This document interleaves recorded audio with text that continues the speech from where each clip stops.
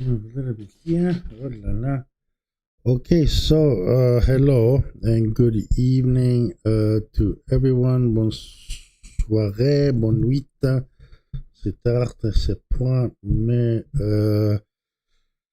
as always, big thanks to our followers. And it's been a couple of days, but we still want to continue and get through this interview with Isabelle Gare and Anne Sauvagnargues. It's pretty late, so I'm going to start smoking. But keep in mind that what you're watching is a live stream. So unfortunately, we have very little time to kind of produce and, do normal videos, which we will do. But right now, we're just kind of, throwing things out there on the live stream in order, to keep things moving. And one thing I did want to mention before we get back into this interview, and I'm already working on this. Hang on, let me find where we left off last time. I might repeat another question since last time, but I repeat, these are things that you can read again, again, and again. Let me see. The question should have been to. This is Isabelle Sauvagnargues.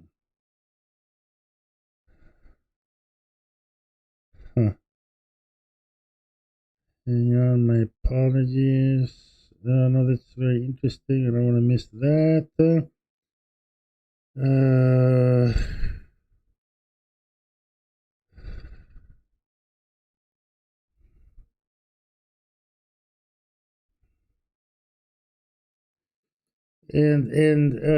Okay, I think I'm gonna get to the next question, which we will be translating from French into English. And please do, not on this podcast, but if anyone digs up this article, please, it's in French, but read it. It's kind of important to understand a little bit of French, translate it. And the thing I wanted to say, that was Deleuze mentioned once, that his generation was probably the last generation that was bludgeoned by the history of philosophy. So, I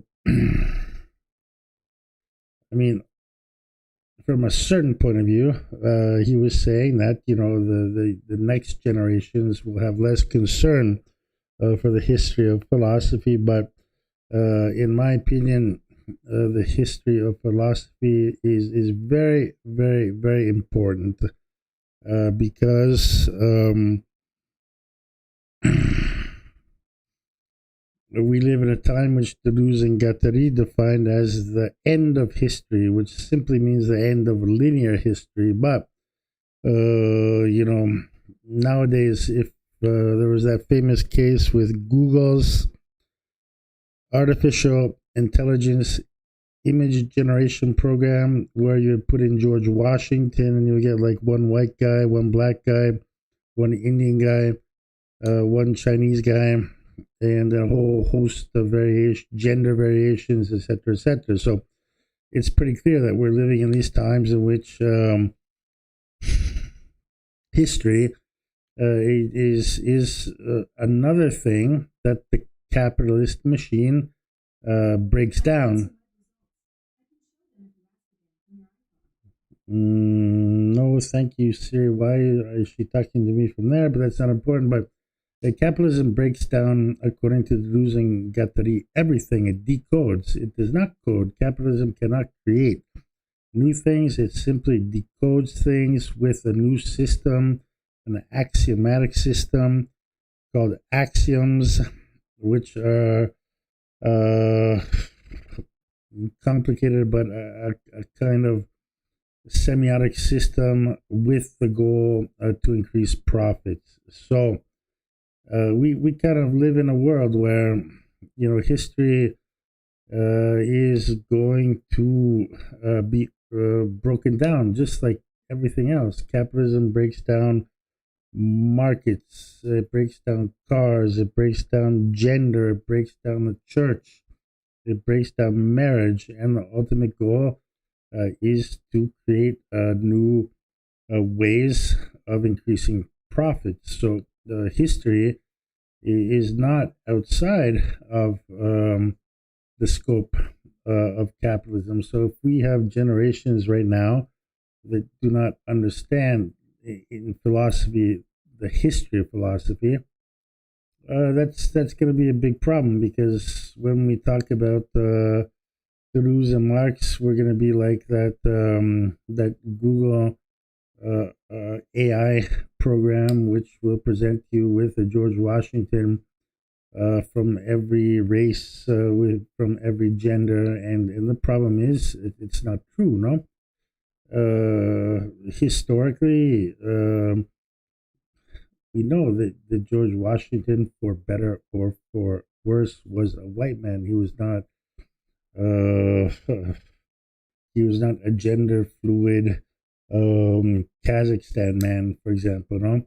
But that's kind of what capitalism is. It's an extreme case, I know, but that's kind of what capitalism is pushing us towards. So, once again, I repeat, the whole history of philosophy is very, very important, and the whole point of these last few live streams has been, before you jump to any kind of conclusion, you have to make decisions based on yourself, but you have to have a good understanding of the history of philosophy and context. I'm not saying you have to be study your whole life or be to know everything, but you have to do enough to understand the context of things. And for example, the point of our last podcast has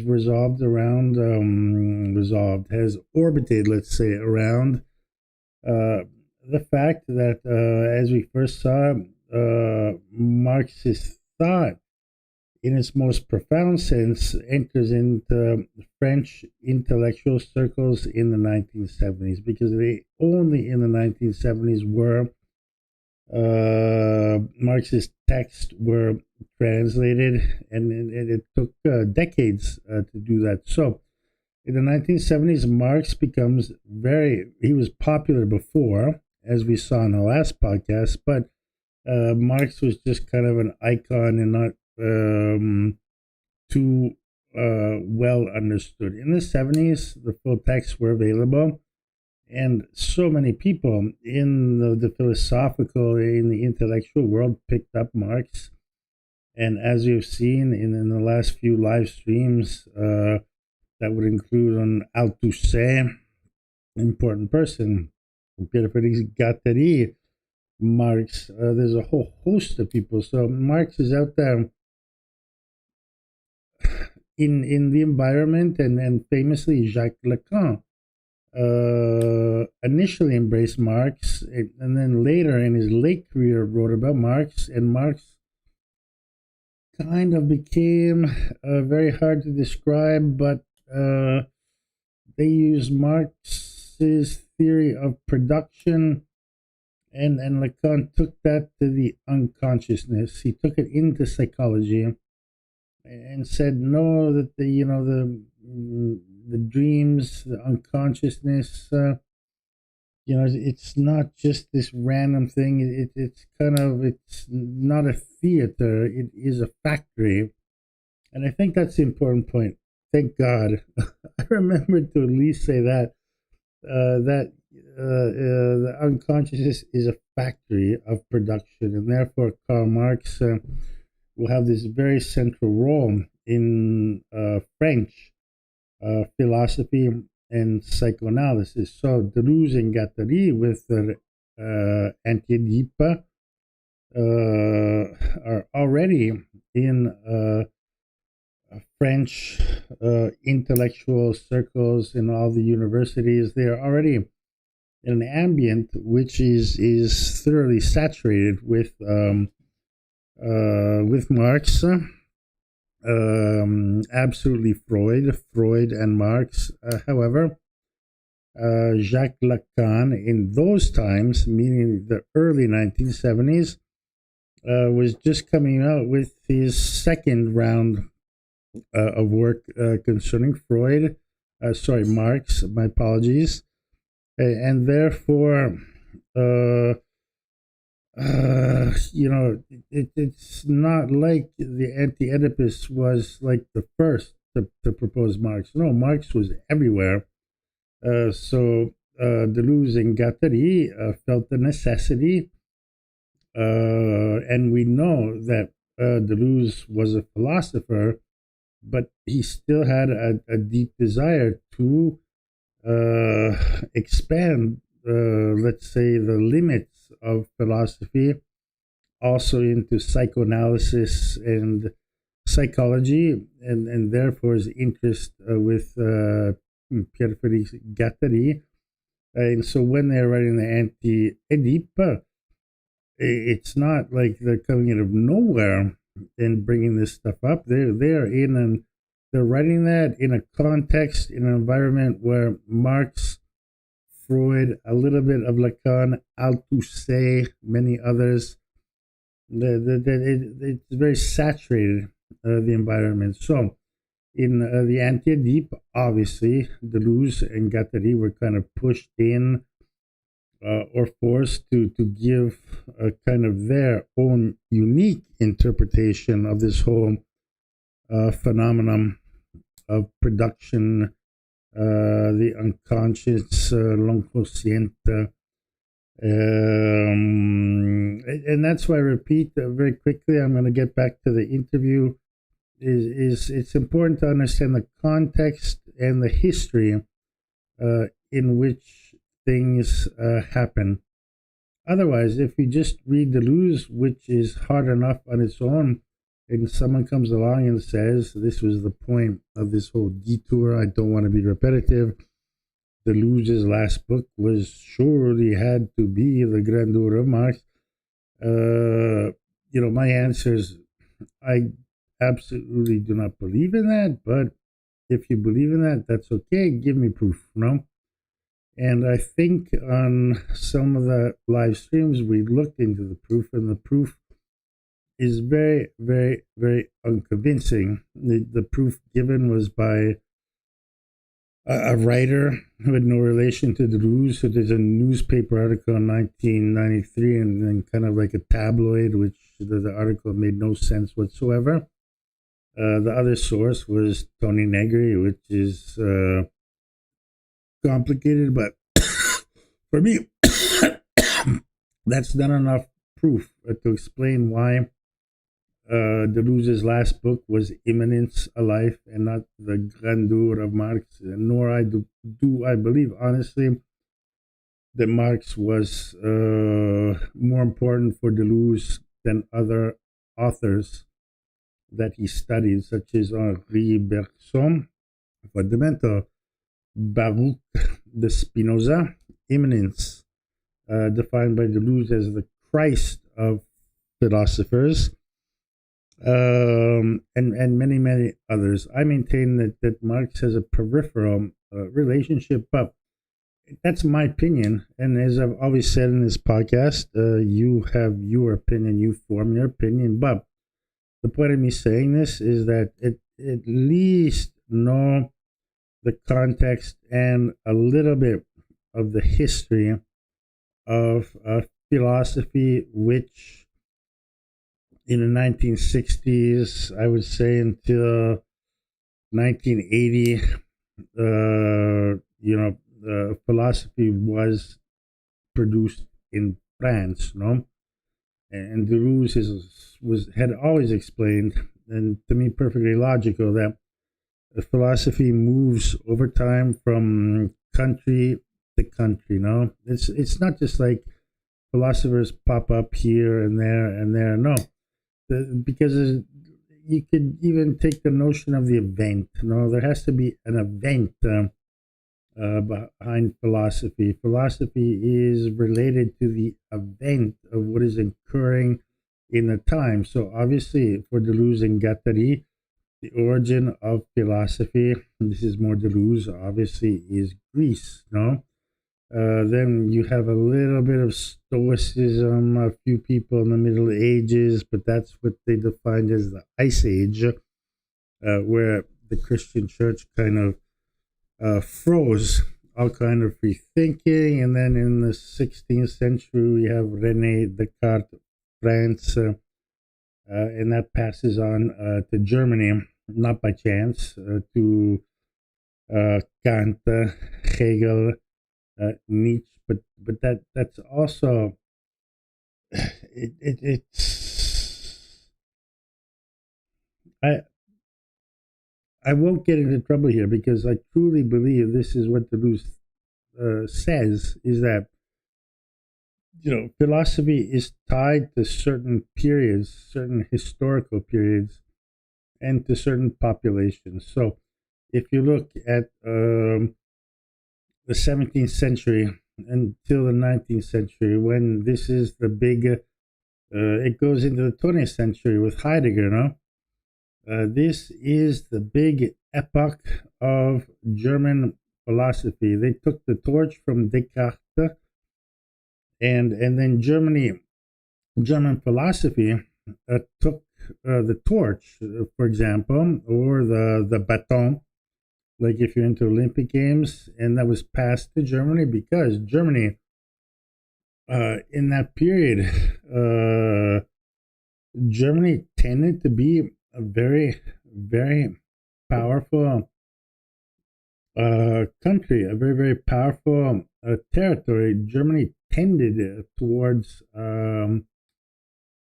being very, very powerful. In fact, that led to a series of wars. It led to the First World War, the Second World War, and even today, believe me, not like the United States is always doing what it can do to kind of keep Germany suppressed, meaning that even like the politicians, they know in the United States that Germany just tends since the 17th century to grow, to become powerful, and to become very, very dangerous. No, so maybe that. In my opinion, that has a very strong relation to what's going on today in Germany, which has a terrible economic condition. But 5 years ago, Germany was the absolute leader of Europe, the European community. But today, Germany is in big, big trouble. France is obviously Emmanuel Macron, kind of a mirror image of Napoleon. Is trying to be the first partner, especially in war with NATO and the United States, and he's desperately trying to move France to be the leadership of the European community. But the point is, regarding philosophy in that period from the 17th century to the 19th century, up until Heidegger, basically, which is up until the Nazi defeat in the Second World War, Germany was the country where philosophy was produced. Post-war, that became France. And France, with all of its intellectuals, that lasted until, I don't know, the 1990s, 1995. But that epoch is definitely disappeared now. But my only point here, and as always, I've talked way too much, is that you need to understand the history of philosophy. You need to understand the context in which things are happening. You need to understand that Kant, Hegel are Germans, no? You need to understand that the German language is very different from Romance languages, no? You need to understand the complexity of the French language. You need to understand the difference in mentality between the French and the Germans The Greeks, obviously, you have to go way back in time. But I'm saying like a minimum of the history of philosophy, if you want to get into philosophy, is fundamental. Because if we go ahead the way we're doing nowadays, in which it's all good, no, everything is cool, yeah, whatever, Deleuze, Marx. I don't want to hammer on that, but look into the relationship as we saw on our previous podcast. Isabelle Gare talked about the relationship between Louis Althusser, Hegel, and Marx, and she ironically joked that Slavoj Žižek is essentially saying something that is absolutely not new. No, so once again, that's the point. Slavoj Žižek. I don't want to get into this, but the things he's saying have already been said since the 1960s. If he needed, after the death of Deleuze, to find a niche to make money, to get scholarships, grants, whatever. But Garo clearly jokes about it and says, like, why would you even look at what Slavoj Žižek says? Because that's what Althusser was already talking about, or even Lacan, no? That was about Hegel, Marx, etc., etc. So that's why I think you do have to have some kind of foundation even today in the history of philosophy. So let's get back to the interview. I might break this down tonight into 2 interviews, which will be interrupted by minimum of 5 minutes for practical reasons. As these answers are very long, I don't want to. Let me see.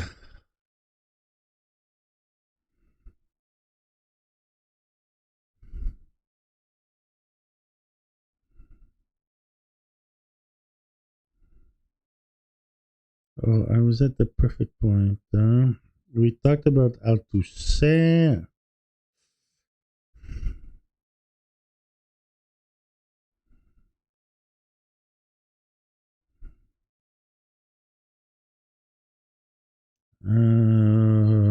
Still Althusser. I think we spoke about this, huh?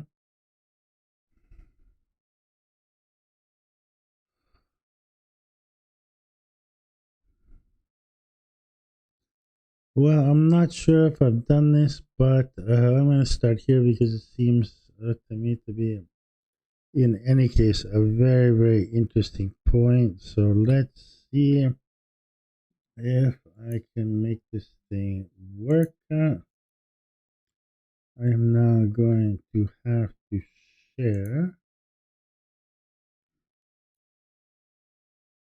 We poor people reduced to working on Mac. We are going to try and share a screen and going. Oh my goodness, that's very nice. Let's see window and let's see pages. Perfect.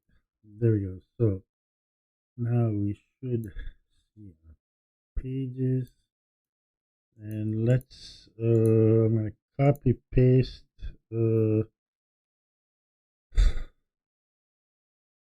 Let's switch that. So this going on in our interview, and I hope we're not repeating ourselves too much. I'm going to copy and paste. This is a question posed to. Let me look at the interview to Anne Sauvagnargues. So the question is, if Althusser is one of the points of contact between Deleuze and Guattari, on the one hand, and the Marxism of the time. On the other hand, the question of the Freud-Marx relationship is just as central. So, as I mentioned before, essentially in the early 70s in France, in especially Paris and the universities, the intellectual circles. The whole issue was the trendy issue, let's say, was Marx and psychoanalysis. So on one hand, you had Freud and Marx, and then you also have Althusser, who picked that up.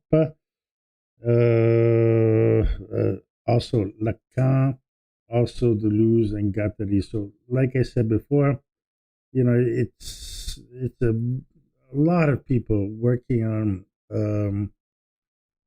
on the question of the relationship of Marx to psychoanalytic or psychological issues. So, on the other hand, the question of the Freud-Marx relationship is just as central. On the one hand, a proximity of problems does not prevent Deleuze and Guattari from having a very critical relationship with Freudo-Marxism. So, I think we all know, anyone who's read L'Antidipe knows how fun kind of the first few chapters are and how they make fun. Even if obviously they have a great deal of respect with Freud, they make fun of Freud's insistence on turning to structuralist symbolism. No, and those are a lot of fun passages in L'Antidipe. But on the other hand, unlike the Lacanian conferences, I still haven't turned this off accidentally. That's bizarre.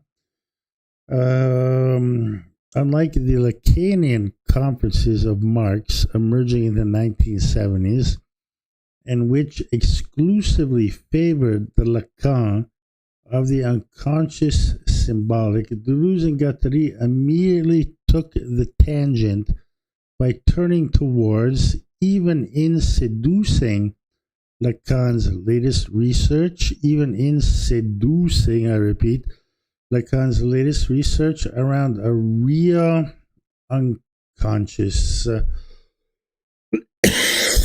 Once again, Deleuze, the virtual and the actual. No, Jacques Lacan's writing on Freud were relative to. I wouldn't use virtual. That's a term that Deleuze used, coined from Henri Bergson. But we're talking about, let's say in Hegelian terms, an ideal unconscious and its symbolisms. So Deleuze and Guattari immediately took the tangent by turning towards, even in seducing, Lacan's latest research around a real unconscious. So, once again, we can't get into all the complexities here, but once again, from the unconscious, from the ideal to the real. And that is a very, very interesting point, which I think will distinguish Deleuze and Guattari from the other people, writers involved in Marx and psychoanalysis. So,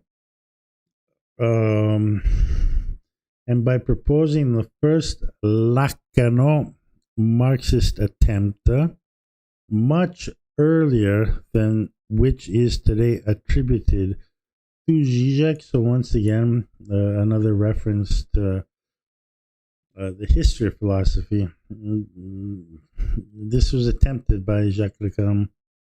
Has Zizek brought a novelty to that? I don't know. But the idea in itself has been there for a long, long time. So, to overcome the aporias of Freud Marxism. So already we have done one podcast, very simple one, on psychoanalysis and the differences between Freud and Lacan. So just the only point, very complicated, but I would suggest the important point is that the symbolic work of Freud was very, very effective for cases of paranoia, and very, very ineffective for cases of psychosis. Psychosis, you can also call schizophrenia. And Lacan's interest was the treatment of specifically of schizophrenia, meaning that which Freud could not do with his structuralist symbolic system. So this is only the question.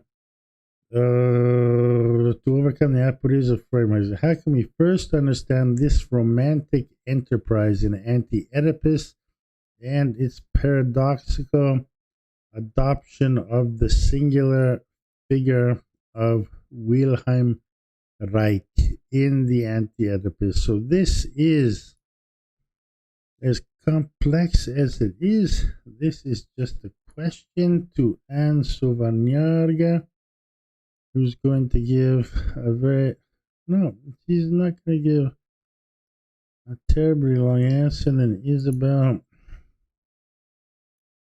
will respond to this. Let's get this up and going. No, my text is over the allowed number of words. So let's try and break that down into two. So Anne Sauvagnargues, we are going to give 2 or 3 answers. Otherwise, our translators get angry. So this is the first point of Anne's answer. So we have, this is Anne Sauvagnargues, her answer to the question. This is precisely a point on which I do not agree at all with Isabelle Gare, whose book I find otherwise excellent. It is not a question in Anti-Oedipus of connecting politics to the body, nor of dehistoricizing the commercial and financial flows of capitalism by reducing them to a vague conception of desire. So it is not at all a question of individual energetics with a Marcusian appearance. So apparently Anne is accusing Isabelle of having reduced the Anti-Oedipus to a question of connecting politics to the body, nor of dehistoricizing the commercial and financial flows of capitalism by reducing them to a vague conception of desire. It is not at all a question of individual energetics.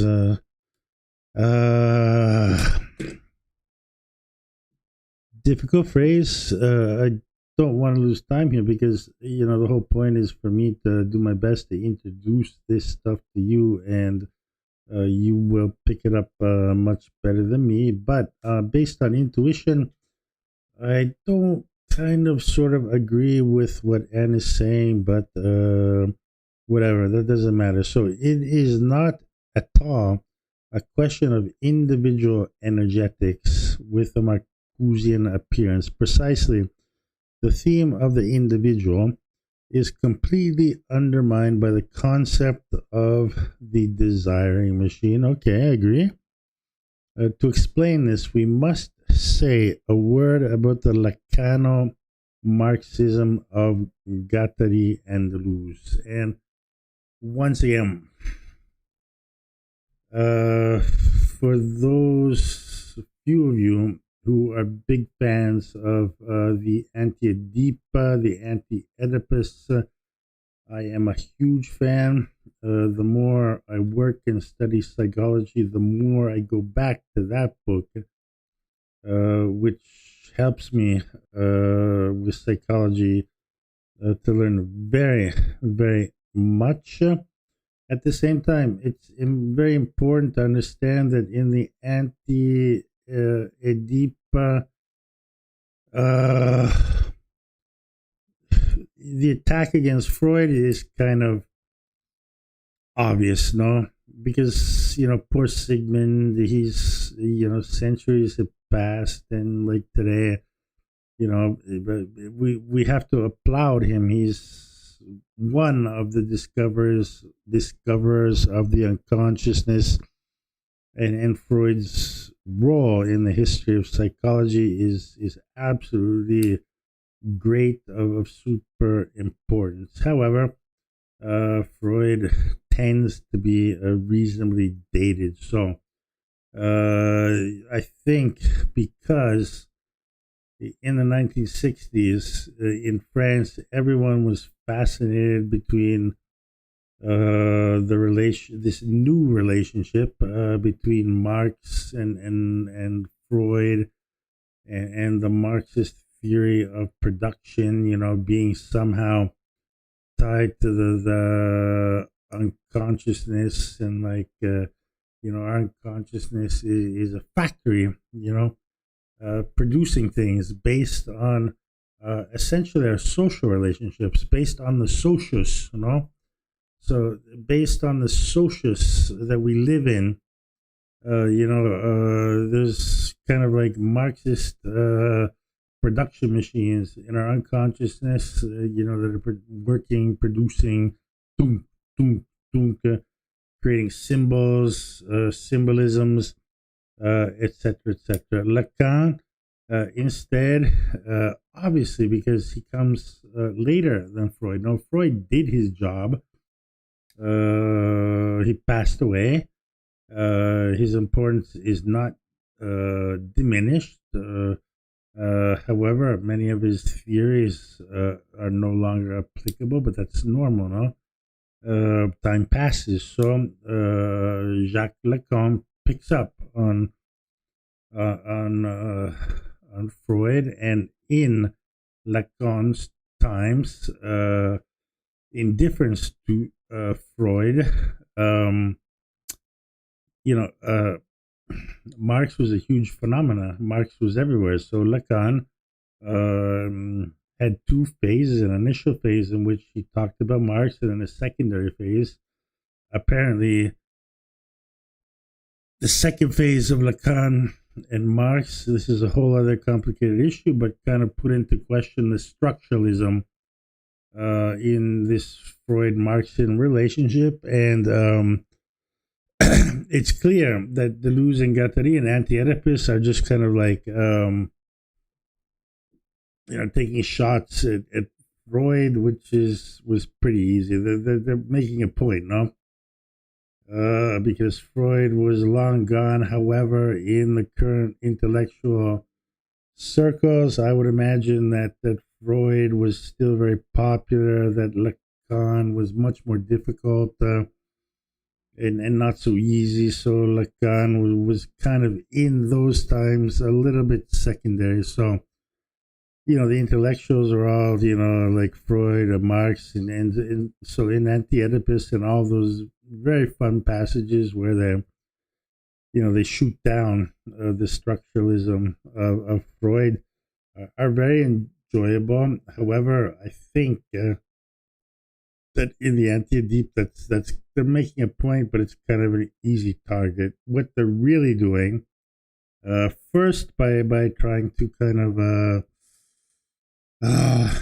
it's not a good word. It's not the right word. But first, by trying to slay Freud, what they're really doing is engaging with Jacques Lacan, who apparently, like Althusser, was probably different. Other Marxist philosophers were different. No, but Lacan was probably the only person who put Marx at the time, Marx and psychoanalysis kind of on the same plane, but done in a very interesting way. Meaning, he first started through structuralism, therefore, he would have fell victim to the same kind of criticism that Freud had. However, in a second phase, he kind of edged into this kind of post structuralist conception of the relationship between Marx and not Freud and the unconscious or psychoanalysis, psychoanalytics, whatever you want to call it, and this is kind of precisely where Deleuze and Guattari together are, because Deleuze is the philosopher, and Pierre Félix Guattari, when they write L'Anti-Oedipe, Guattari is the student of Lacan. He's a Marxist, he's a militant, he's in the Communist Party, he's riding around on a motorcycle, all kinds of wild stuff, but at the same time, he was considered the heir apparent of Jacques Lacan. Therefore, Guattari is seemingly crazy as he was, or outside of the schemes, was obviously a highly intelligent individual, and was very, very familiar with Lacanian philosophy. So that's what I would just recommend, that when you read the Anti-Oedipus, my first recommendation is get into some basic psychiatry. Just, you don't have to spend 10 years on it. You can spend 3 days, and you can even buy simple ebooks or whatever. Just get into the basic stuff on Freud, Lacan, Jung, because also Carl Jung is a part of this, but in a much, much less apparent way. So we have is, to explain this, this is Anne Sauvagnargues. Marcuse opposes the oppressed individual to society as two totalized wholes. Guattari calls this molar and contrasts it with molecular. We find these terms in their common work as well. Deleuze and Guattari first play Reich against Marcuse. What matters is that our desire can be fascist as well as revolutionary, with humans fighting for their enslavement as if it were their liberation. As the said La Boétie and Spinoza about voluntary servitude. We no longer have the molar opposition between a good desire, individual and revolutionary, and a bad social coding, oppressing individual freedom. So, what time is it? I think I'm going to shut this fucker down right now, and maybe tomorrow pick this back up. I apologize, but otherwise, we're going to have another long podcast, and people are going to get bored, and etc., etc. But one thing I would point out here is this whole concept of Guattari as molar and molecular. And I would just ask you, the listeners, the readers, what the hell, my chat thing totally disappeared. I don't know. I can't have my chat thing back. But no one was chatting anyway with him. I kind of feel lonely without it. Whatever, I'll look into that. Think about it. Deleuze, actual, virtual. Virtual is clearly metaphysical. Guattari, and that's one of the big themes of both L'Anti-Oedipe and Mille Platon, molecular and molar. That's one thing that I would encourage you to look into, because for me, the molecular and molar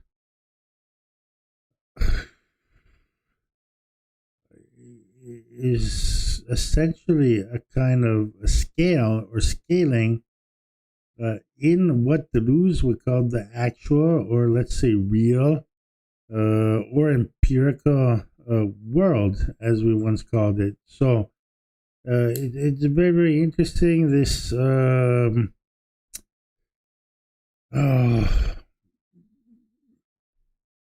like I said before, I mean, it's just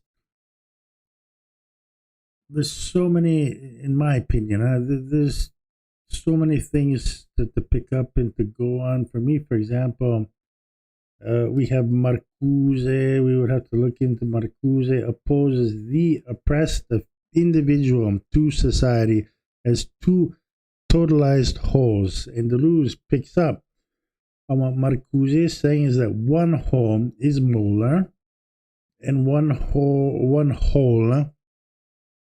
whole interpreted obviously as an entirety is molecular, and so they when they're talking about microfascism, for example, uh,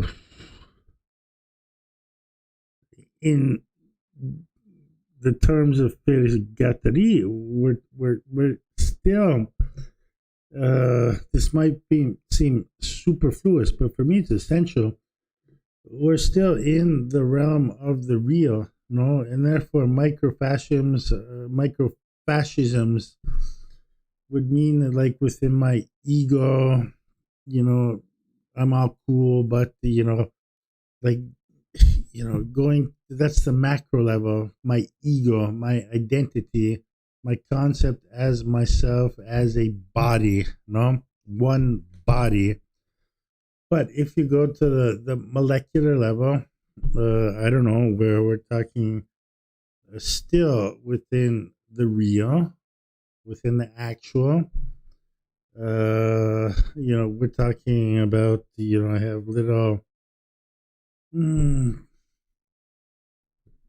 not that easy. I'm making a mistake because we're talking also about psychology here, and therefore the consciousness, the subconsciousness, the unconsciousness. So, my bad. It's a question which honestly I don't know too much about. If someone wants to answer this for me in a comment, I would appreciate it.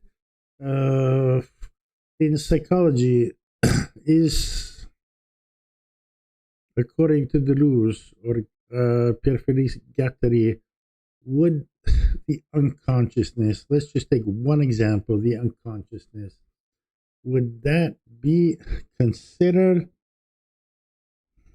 actual or virtual in Deleuzian terms? Would that be real or ideal in Hegelian terms? Would that be real or metaphysical in Yeoman's terms, for example? And that's a question I honestly would have to think about, because I made a mistake. I mean, Guattari is clearly, obviously, talking about our consciousness, our subconsciousness, and our the l'inconscient, unconsciousness. No, so therefore, molecular, molar, I believe in this case would obviously pertain to these kind of examples. Hang on. I've still got 5 minutes. Let's see if we can just jump to the next question before I start telling you people more dumb shit. At least I can sort of kind of auto-correct myself every once in a while. Nice. Let's see. In this marasma of open windows, if we can get back to the original interview. Obviously, don't see anything here. No. My God, damn. But it has to be somewhere. I didn't close the windows. Here.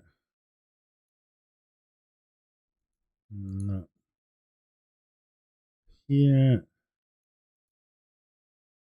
Oh, miracle. Let's because this is only the first part of our question. Let's try and push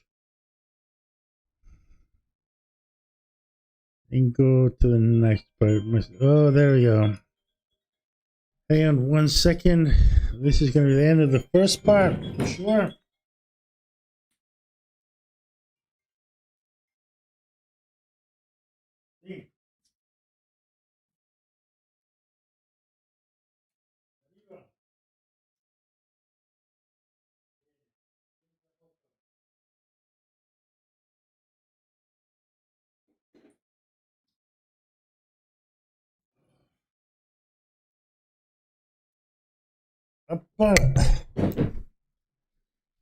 Oh, so my apologies. I have to pick up the kids right now, and I will probably be back in approximately 10 minutes with part two, in which just in 10 or 15 minutes, we're going to try at least finish this question, because up until now, we've just answered about like the first third of this question. So, anyone interested, see you soon and take care.